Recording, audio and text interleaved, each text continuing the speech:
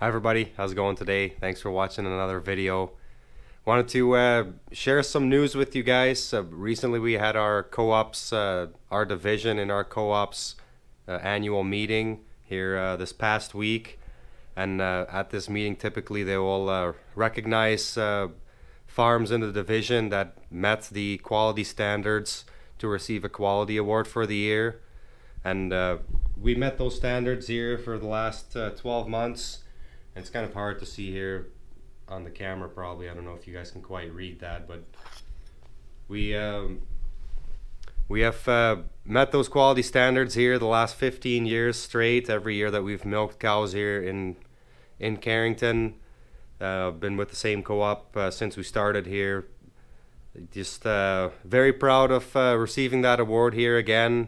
And I think I mentioned it maybe last year or 2 years ago. This award really means a lot to our family. This is my grandma and grandpa received this award for 25 years straight. And then once my mom and dad purchased the farm in the Netherlands, they received that award every year that they milked cows in the Netherlands. And we moved to Canada in 2000, we milked cows there for 8 years. They received this award 8 years straight in Canada as well.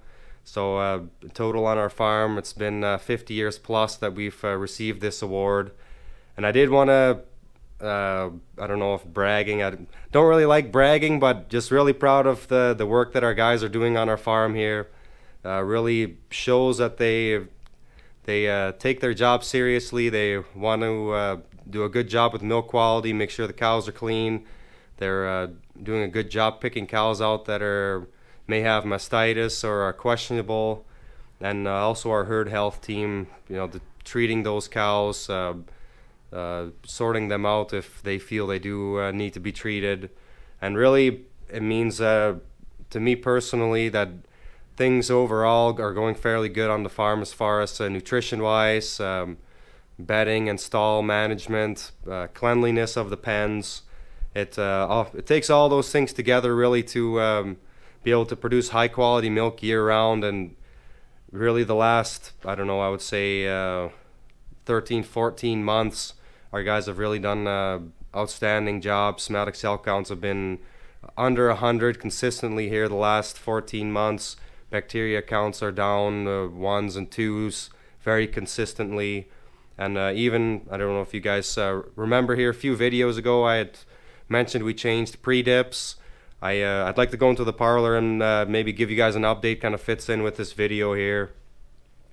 Even since making that change, really things have stayed pretty much the same, and we did actually go ahead and make the post-dip change as well here. Probably about a month or so we're into that, and things have not changed after making that change in dip either. Just yeah, really a big deal for us. Just a little plaque. You don't really get anything that comes along with that, other than just knowing that you're doing a good job here, and just to keep going the way we're going, I guess. I'm not sure how many farms receive this award every year. They used to post it on the in the annual report. A few years ago, it was around 10% of the farms in our co-op that received this award. I'm not sure what it is today, but it's yeah, not everybody gets this award. It takes hard work consistently year round to be able to produce good quality milk and get this award.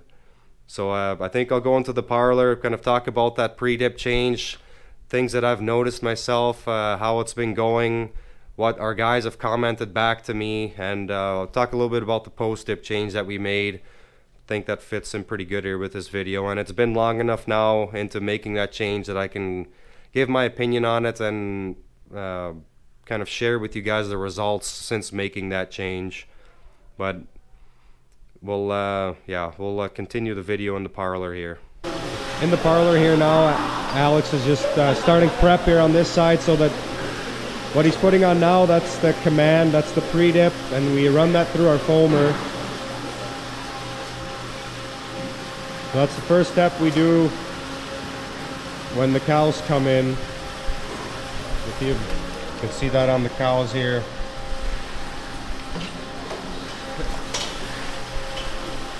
essentially just putting a little bit of foam on the teats. It's on the cows for a pretty short time here. Now we'll come back, milk the cows by hand a couple times, stimulate milk flow, check for milk quality.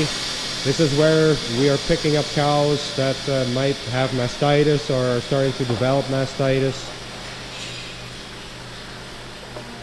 He'll do his 8 cows and then he'll come back with towels, wipe 2 cows, attach 2 cows, wipe 2 cows, attach 2 cows. And had videos in the parlor here in the past. We're always milking with 3 people, double 24, parallel, rapid exit parlor. Each person does 8 cows. They will help each other out a little bit, but typically each person is doing their own 8 cows pretty consistently. So now he's going to wipe and attach. One of the things that we did find with the command is that it's been a little bit more difficult to get the foam just right. You can get too dry or too wet fairly easily, where the Theratrate, which is the product we were using before, I really hardly ever had to adjust.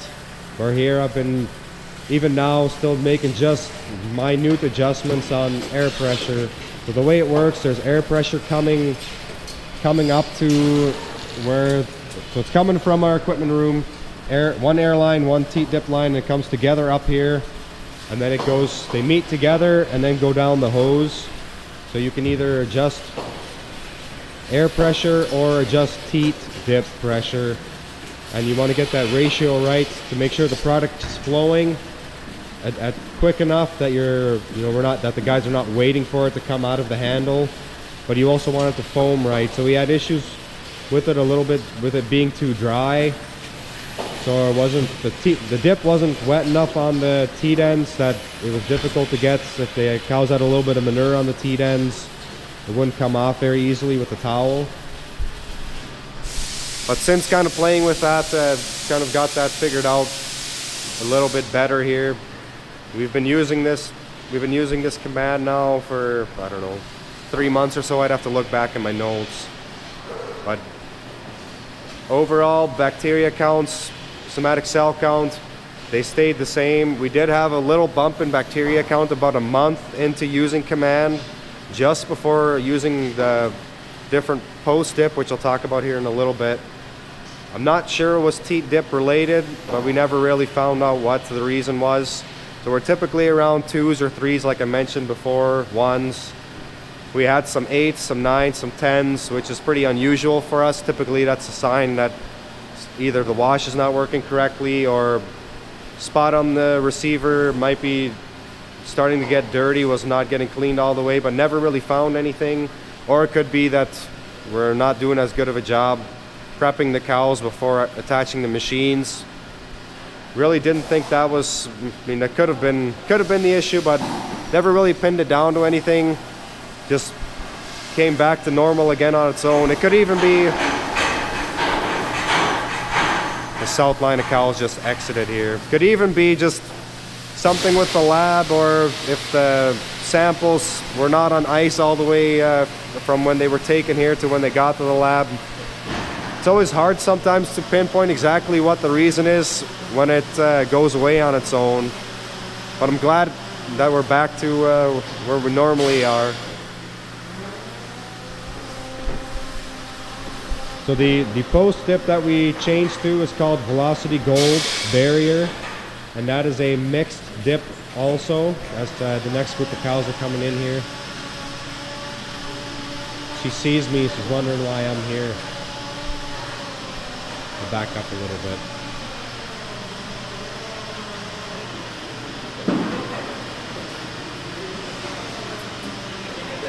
Heifer, first lactation.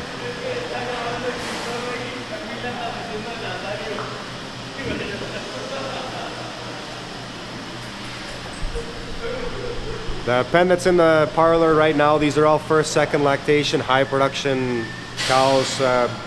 This pen in particular is averaging around 100 pounds a day. Not sure exactly what the butterfat protein is offhand here. I'd have to look that up. So after lunch, we milk our fresh cows first, and then we go into our high production pens, and then our late lactation, mid lactation, and late lactation pens are milked last before then starting on our fresh cows again. Now he just went by, put the foam on again for these group of cows, and then we'll do the routine all over again. And as they start on this side is done. That chain came off there. So this side comes off automatically, and they'll get this line attached, and then they'll post dip this line of cows. And in a perfect world, they get done attaching one side of cows, and then they can go and post dip the other side and let them out, and then the next group comes in. But usually there's a cow or two that take a little bit longer, but that's okay. We don't need to be milking constantly non-stop either. But these first, second lactation, they're usually not the highest producers, so they're usually the timing on these is pretty close.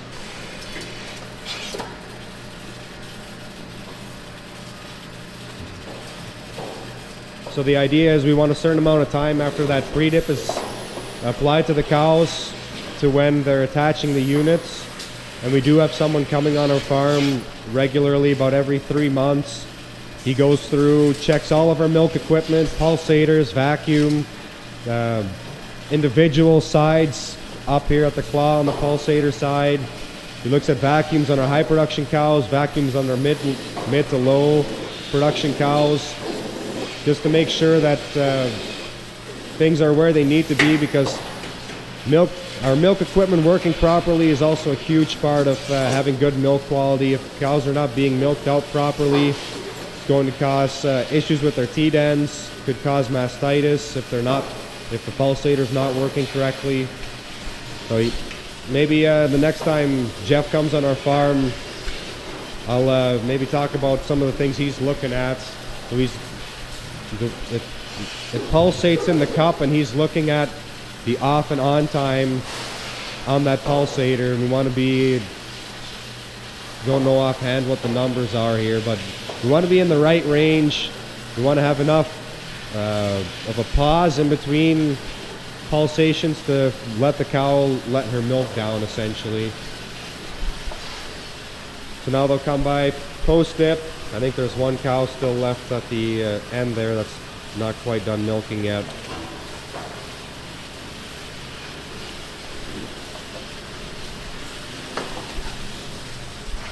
It's kind of a yellowish. I don't know how good you guys are going to be able to see. It's kind of dark on the camera.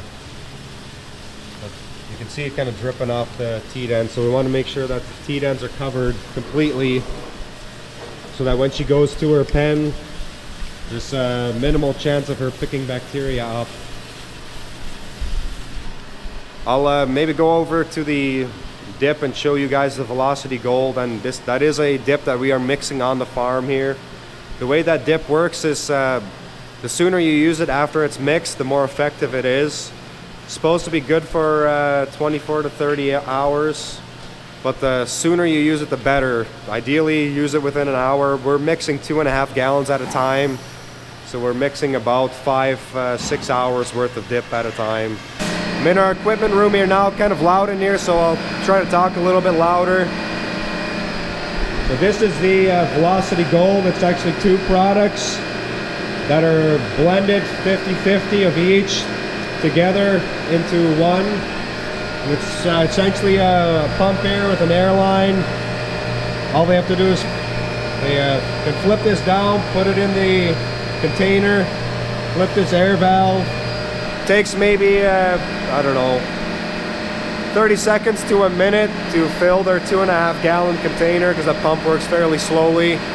But usually the way they do it is the person that's cleaning towels, he will bring a load of towels, get this pump set up, swap towels, so put towels in the washing machine, take towels from the washing machine to the dryer, take towels out of the dryer to be used in the parlor.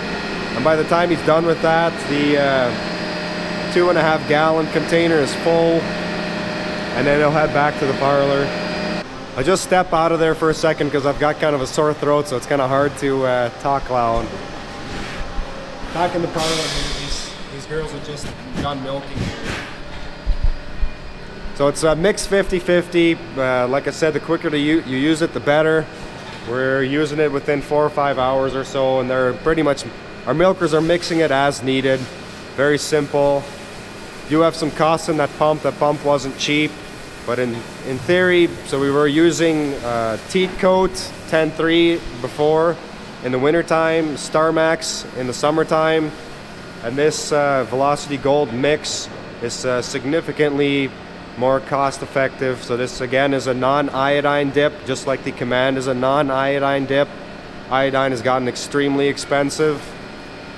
So by switching to those two dips, we're actually going to be saving a very significant amount of money.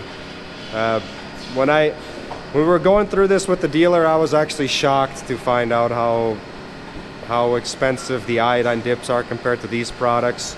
The flip side of that is, could we keep our milk quality, udder health at the same level that we had with the iodine? Because iodine is proven, it works.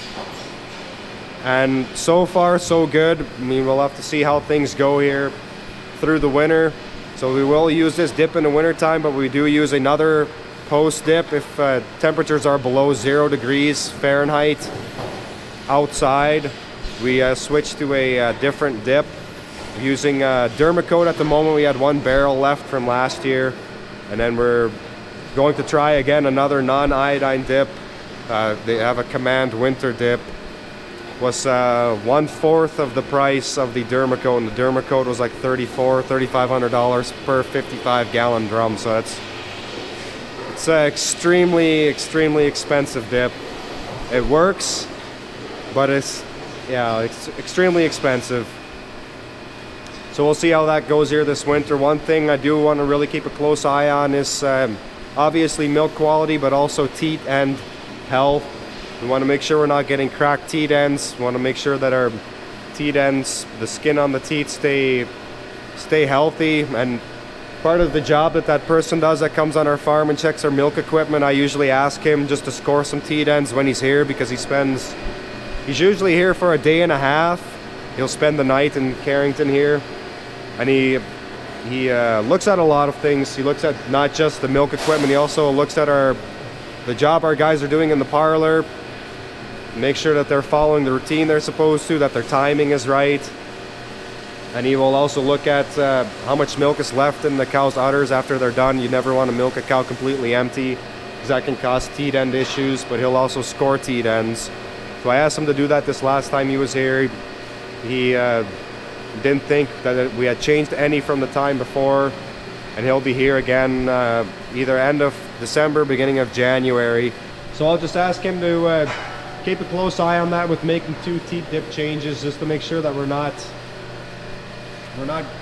getting off of where we want to be, that we're not going in the wrong direction on teat end health, because that will eventually result in lower quality milk.